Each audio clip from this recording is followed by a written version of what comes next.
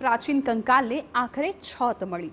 આખરે વડનગરમાં મળી આવેલ કંકાલને છત મળી. 2019માં ઉત્ખનન દરમિયાન મળી આવેલા દુર્લભ કંકાલને TV9એ દર્શાવેલા અહેવાલ બાદ છત મળી.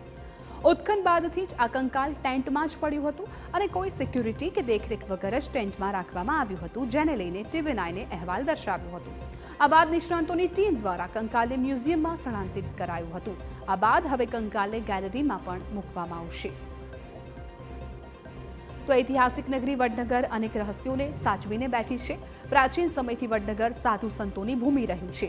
સાથે જ તે બૌદ્ધ ધર્મનું યોગ સાધનાનું પણ કેન્દ્ર રહ્યું છે. તેવા પુરાવા પણ આ ભૂમિ પરથી મળી આવ્યા છે. કહે છે કે પ્રાચીન સમયમાં ભારતના અલગ અલગ રાજ્યોમાંથી અને મધ્ય એશિયામાંથી પણ લોકો અહીં આવતા હતા.